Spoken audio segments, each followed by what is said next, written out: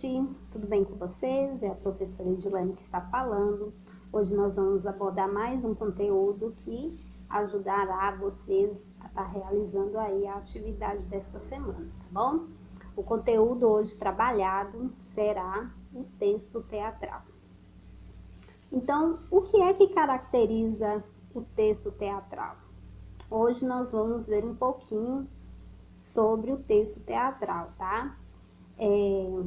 O teatro, ele surgiu na Grécia, onde surgiu também a tradição teatral que a gente se baseia até os dias atuais, até os dias de hoje. Lá no primeiro ano, vocês vão estar estudando 3 gêneros, né?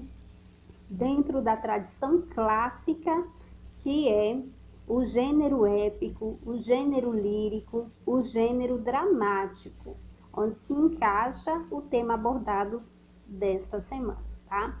Então, a palavra drama não tem nada a ver com você chorar, né? Sabe aquela expressão que a gente conhece bastante, né? Fazer drama.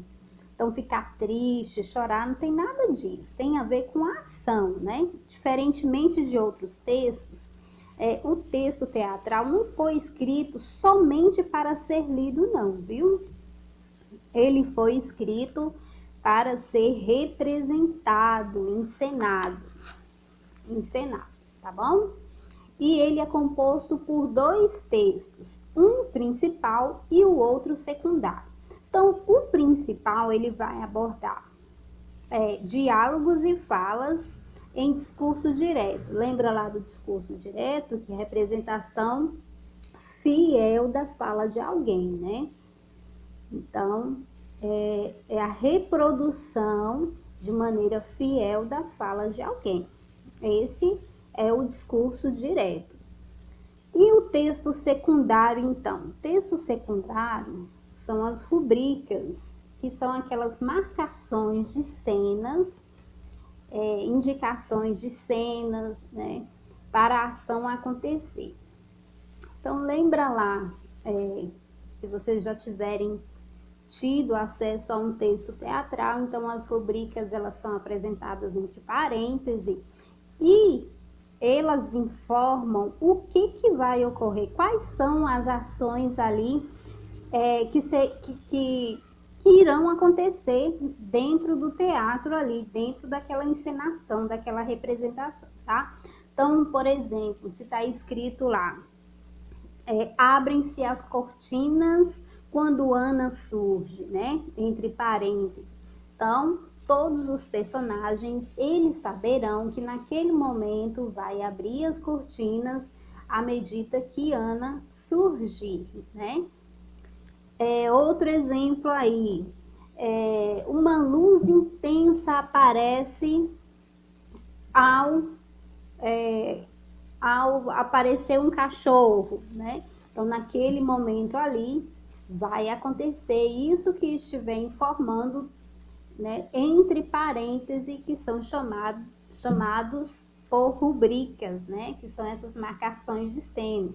Então, é a interpretação dos movimentos. Os personagens conseguem saber o que acontecerá naquele momento, tá?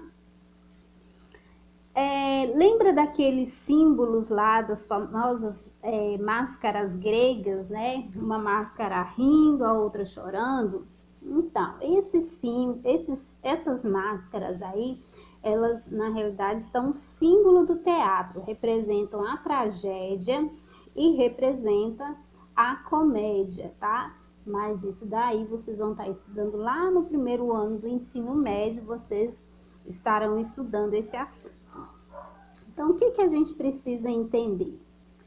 Que o texto teatral, ele pertence ao gênero narrativo, porque ele apresenta características que são apresentadas em um texto narrativo. Por exemplo, apresenta enredo, os personagens, o tempo, o espaço, e pode estar dividido em atos que representam os diversos momentos da ação. Por exemplo, quando fala lá em mudança de cena, um personagem sai de cena, o outro entra.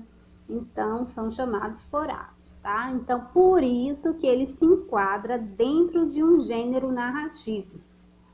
Edilane, então, pode ser apresentado um narrador, pode acontecer de um narrador ser apresentado em um texto teatral? Não. Ainda que as pessoas confundam as rubricas com a voz do narrador, porque na realidade tá ali entre parênteses e aí passa uma informação a mais e aí confunde as pessoas, as rubricas confundem as pessoas como se fosse a voz do narrador, mas não é não. Na realidade é uma marcação dos movimentos ali, o que ocorrerá, o que acontecerá, tá? Então, as características de um texto teatral. Textos encenados, representados, gênero narrativo, como eu falei para vocês, né? Vai ser apresentado como um gênero narrativo, porém não vai existir o narrador, né?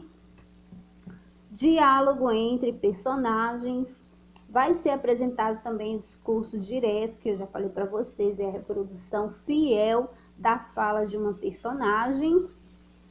Vai ser apresentado atores, plateia, palco, cenário, figurino, sonoplastia. Por exemplo, existe uma cena, né? Então, os céus escureceram, as nuvens ficaram carregadas e ali quer dar a entender para o público que um trovão vai aparecer, né? Que vai surgir um trovão. Então, vai colocar a sonoplastia ali, o som de um trovão, que vai fazer com que o público se ambiente ali com a história contada, viu? Linguagem corporal e gestual, não só as falas, né? Mas quando você faz a leitura da expressão de alguém, dos gestos de alguém, você consegue entender, compreender aquela história por meio desse tipo de linguagem também, tá bom? Então, pessoal, é isso, ficamos assim. Mais tarde postarei um vídeo discutindo as questões do PET 5, primeira semana, tá certo? Um abraço, então.